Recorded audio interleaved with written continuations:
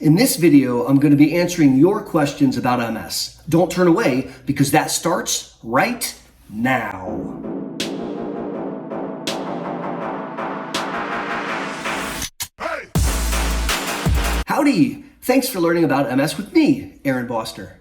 I'm the founder of the Boster Center for Multiple Sclerosis, where we care for families impacted by MS from around the globe. In this video, I am excited to answer your questions about MS. So let's jump in. Marcus writes, what are your thoughts on Gavin Giovannoni's idea that relapses are not the main manifestation of the disease, but a response to the underlying smoldering neurodegeneration? Marcus, that's an excellent question. And for those of you that are unfamiliar, Dr. Gavin Giovannoni, a fantastic MS neurologist, is this concept of smoldering multiple sclerosis.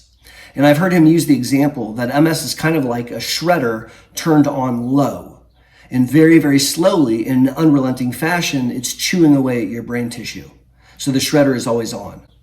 And the concept of smoldering MS is a reflection that, in many respects, MS is a neurodegenerative condition. And relapses are, in some ways, noise on top of a neurodegenerative condition. Treating attacks is a really good idea. Treating new spots on the MRI is a really good idea. If you do that really well, it slows down stuff down the stream. That's, by itself, not enough. Shredder is still on low. And so I envision in a future state, we will address this smoldering multiple sclerosis by a multi-pronged approach. And I think that it's very likely that a person living their best life with MS will find themselves on 3 types of disease-modifying therapies: anti-inflammatory, remyelinating, and neuroprotective. Thanks for the awesome question. Divine Misery asks, steroids and immune system before surgery? Is that okay? At any dose? Or is an MS attack better? I would say it's a good idea for the MS neurologist to talk to the surgeon, and I personally would vote not to give steroids ahead of time.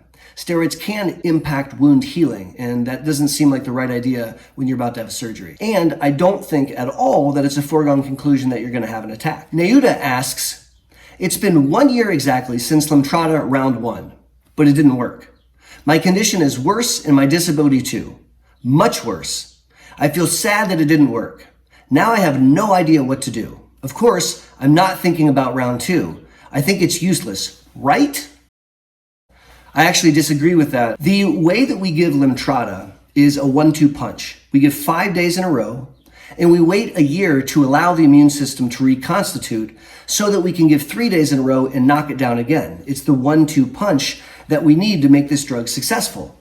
And if you have disease activity in between round 1 and round 2, we treat that with steroids. We treat through that. The goal is to make sure that we finish the 8 infusions. Think about it this way.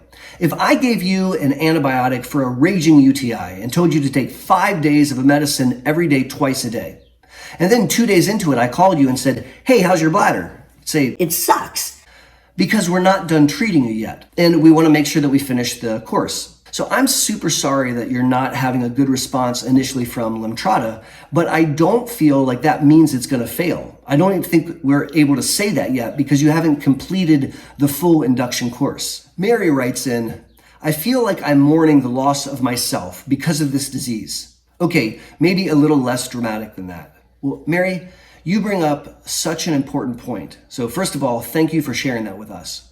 Second of all, I think that it is appropriate, in fact, necessary, to mourn the loss of something, even if it's a small loss. So if you used to like to rock some 2-inch high-heeled shoes and you're no longer able to wear high-heeled shoes safely, it is fair to mourn the loss of wearing high-heeled shoes. In fact, I think if you try to avoid that, it's just going to keep bothering you. And so I really feel that it's important, it's cathartic and therapeutic to formally mourn things that you've lost. Now, MS can take a lot away from you. And I hear you that you don't feel like you're the same you. And what I hope is that you fall in love with the new you. And at the same time that we have to mourn losses, we also have to celebrate victories and successes, even if they're small. You meet a new friend, that's a celebration. You're able to walk without stumbling, that's a celebration. You held your bladder and didn't lose it, that's a celebration. I do not invite you to do this journey by yourself. Right? You've got a giant village and we're all surrounding you and we're here to support you and lift you up.